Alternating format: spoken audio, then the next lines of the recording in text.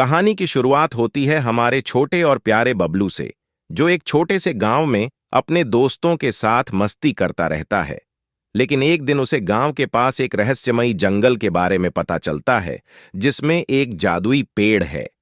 कहते हैं, जो भी उस पेड़ तक पहुंच जाता है, उसकी हर ख्वाहिश पूरी हो जाती है। लेकिन उस पेड़ तक पहुंचना आसान नहीं है, क्योंकि रास्ते में ढेर सारी चुनौतियां और हैरत अंगेज घटनाएं होती हैं। गांव का लड़का बबलू, जिसकी उम्र लगभग 8 साल है, हमेशा उत्सुक रहता था। एक दिन उसे जंगल में जाने का विचार आया।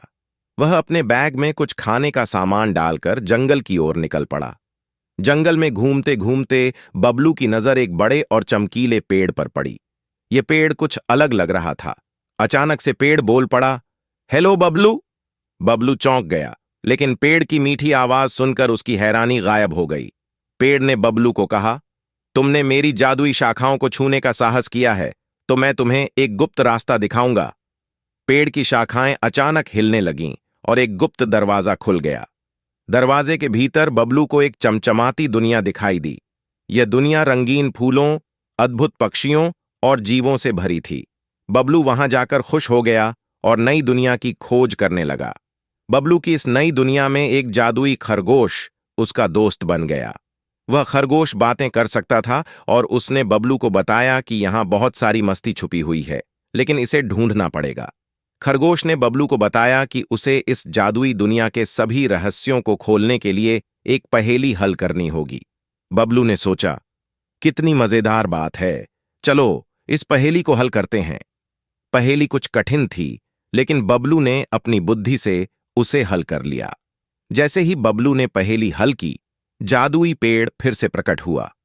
पेड़ ने कहा, तुमने अपनी बुद्धिमानी से इस दुनिया के सारे रहस्यों को जान लिया है, इसलिए अब तुम यहां के राजा हो सकते हो।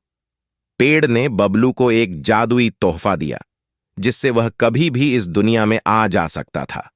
जादुई दुनिया में इतना मस्ती करने के बाद बबलू को याद आया कि उसे घर लौटना चाहिए। उसने पेड़ से विदा ली और जादुई दरवाजे के माध्यम से अपने गांव लौट आया। बबलू ने अपनी इस अद्भुत यात्रा को हमेशा याद रखा। बबलू की कहानी ने उसके दोस्तों के दिलों को छू लिया था। वे समझ गए थे कि सच्चे दोस्त एक दूसरे की मदद करने के लिए होते हैं, चाहे परिस्थिति कैसी भी हो। अचानक जंगल के किनारे से एक छोटी गिलहरी आई और बबलू से बोली, तुमने तो बहुत अच्छी कहानी सुनाई, क्या मैं भी तुम्हारा दोस्त बन सकती हूं? बबलू ने मुस्कुराते हुए कहा, बिल्कुल। दोस्ती में जितनी ताकत होती है, उतनी किसी और चीज में नहीं। और इस तरह गिलहरी भी उनके समूह में शामिल हो गई। अब बबलू और उसके दोस्तों का समूह बड़ा हो गया था। गिलहरी की बुद्धिमानी और तेजी ने सभी को प्रभावित किया। उन्होंने तय किया कि वे सभी मिलकर हर दिन कुछ नया सीखेंगे और एक दूसरे की मदद करेंगे।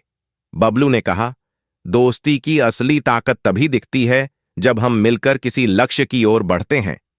सभी ने हाथ उठाकर बबलू की बात का समर्थन किया और वे अगले दिन से जंगल की अलग अलग जगहों पर जाकर नई नई चीजें सीखने की योजना बनाने लगे।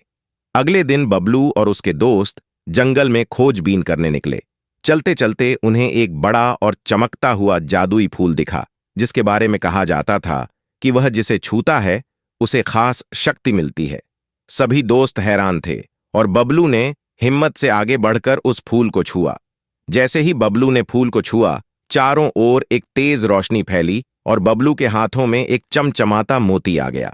चमचमाते मोती ने बबलू और उसके दोस्तों को हैरान कर दिया।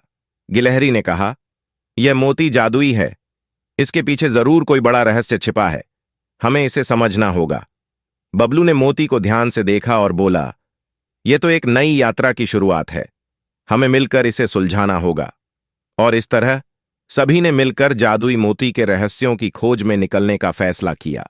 अब बबलू और उसके दोस्त जादुई मोती के रहस्यों की खोज में जंगल की गहरी गुफाओं और पहाड़ों के पास जा पहुंचे। वे सभी मिलकर एक दूसरे की मदद कर रहे थे और आखिरकार उन्हें वह जादुई खजाना मिला, जिसका राज उस मोती में छिपा था।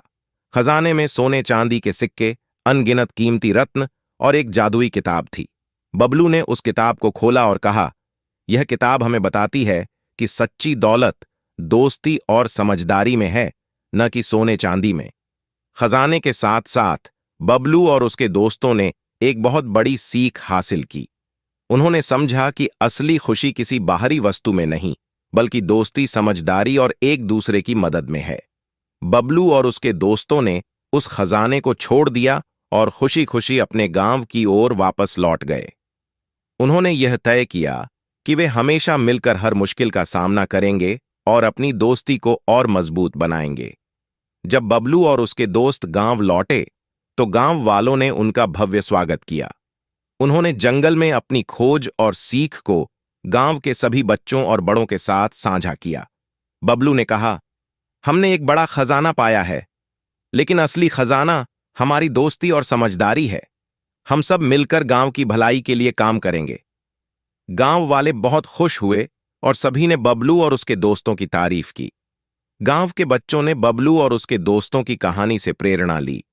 वे भी अब एक दूसरे के साथ ज्यादा घुलने मिलने लगे और नए दोस्त बनाने लगे। बबलू ने कहा, दोस्ती और सहयोग से ही हम हर मुश्किल को आसानी से पार कर सकते हैं। बच्चों ने बबलू से वादा किया कि वे भी हमेशा एक दूसरे की मदद करेंगे और दोस्ती की इस सीख को आगे बढ़ाएंगे। गांव में अब एक नया उत्सव मनाया जाने लगा, जिसे दोस्ती का उत्सव कहा गया।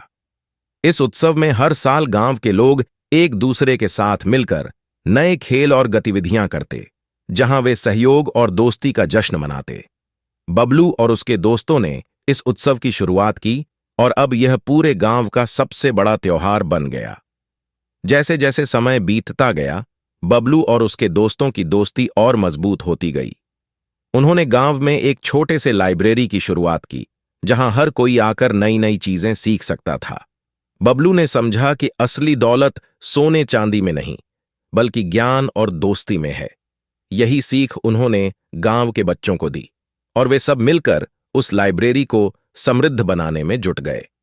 बबलू की इस कहानी ने सभी को यह सिखाया कि जीवन में असली खुशी और समृद्धि किसी भौतिक खजाने में नहीं, बल्कि सच्ची दोस्ती और ज्ञान में होती है। गांव वालों ने मिलकर इस शिक्षा को अपनाया और सभी ने एक दूसरे की मदद करना और मिलकर सीखना शुरू किया। बबलू और उसके दोस्त अब गांव के सबसे प्यारे और समझदार बच्चे बन चुके थे और उनकी कहानी हमेशा के लिए गांव के इतिहास का हिस्सा बन गई। इस पूरी कहानी की नैतिक शिक्षा यह है कि सच्चा खजाना दोस्ती, सहयोग और ज्ञान में छिपा है।